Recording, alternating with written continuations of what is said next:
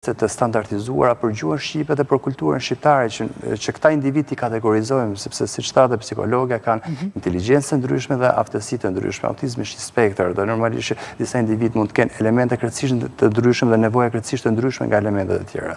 Kështu që ne ta pranojmë në komunitet, duhet komuniteti të informohet, por ama duhet që të kemi edhe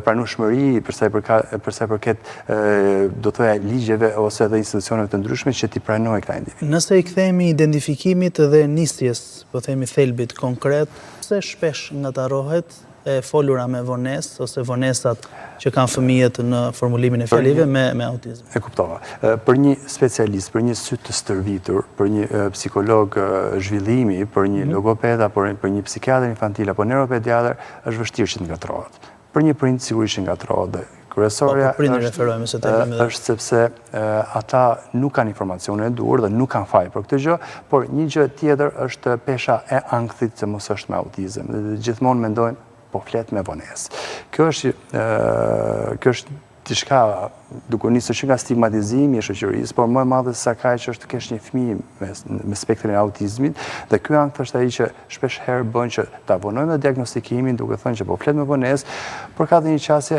edhe për specialistët që mund të ngatrohen. Më falë të ndërhyj, të vonojmë edhe çik vaksinën se mos na, domethënë edhe kjo është bërë një problematikë së fundmi. Pse është problematike vaksinën? Më vete. Ka shumë. Se besohet që nëse bëhet vaksina ndikon tek autizmi, kjo është ajo që ka pritur? Relativisht së fundmi, edhe kolegu jon, normalisht që është hasur me këtë tematikë, që në momentin që është bërë vaksina, fëmia im është bërë me autizëm. Po, e dëgjojmë shumë shpesh. Në masën dërmuesit rasteve. Po, domethënë është deri diku që janë bërë edhe mediatike. Kanë dalë nëpër televizione, fëmia unë e kam pas shumë mirë, ka pas një lindje normale, ka pas një zhvillim normal deri në moshën relativisht 3 vjeç.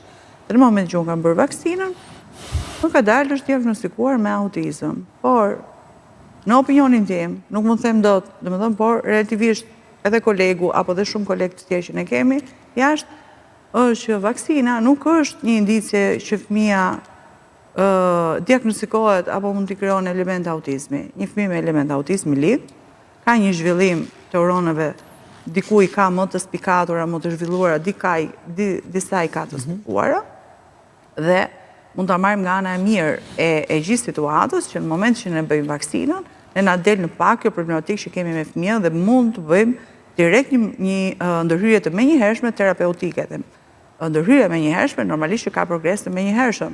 Nëse ne e neglizhojmë vaksinën, neglizhojmë diagnostikimin, neglizhojmë edhe një vaksin tjetër, neglizhojmë edhe mjeku, neglizhojmë edhe komunitetin, neglizhojmë edhe kopshtet, normalisht jemi në një moshë 10 vjeçare dhe hajde çfarë t'i bëjun tani këtij fëmijë që është me autizëm. Janë raste, domethënë që janë të prekura në përditshmërinë tonë, nuk janë raste teorie që ne po i sjellim këtu. Janë raste domethënë që dikush ka ecur duke pritur dhe kemi dhe ato raste që nuk e kanë bërë vaksinën. Ka dalë fëmia i parë me element autizmi dhe ka dyshuar për shkak të vaksinës nuk i ka bërë dhe fëmijës së dytë vaksinën, sepse mund të diagnostikohet me autizmi.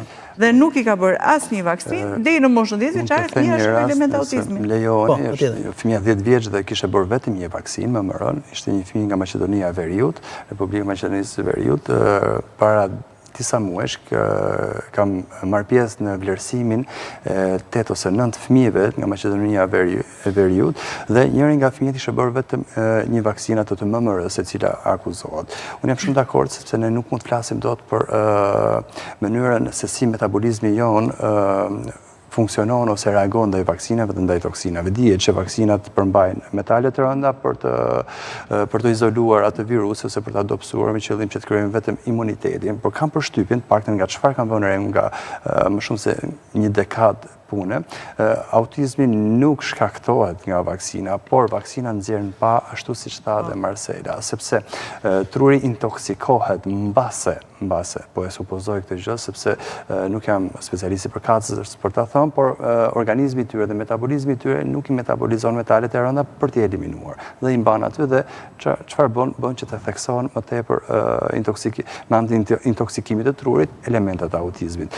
Por kam parë dhe një qasje tjetër që këtu shkojnë në bipolaritet të kësaj që po them të vetësime, sepse shumica e prindërve ankohen që pas bërjes së vaksinës shfaqen këto element dhe ne e kemi në moshën 12 muajsh dozën e parë të MMR-s të kësaj vaksine. Kurse në Maqedoninë e Veriut ishte në moshën 6 muajsh ose pak në kështu kishte qenë dhe kishte bërë buj para disa vitesh, sepse shumë fëmijë ishin diagnostikuar më pas me çekullimin e spektrit të autizmit dhe prindërit atje ankoheshin për këtë fash moshore, që ishte 6 muajsh, që u shfaqen element autizmit. Kurse prindërit në Shqipëri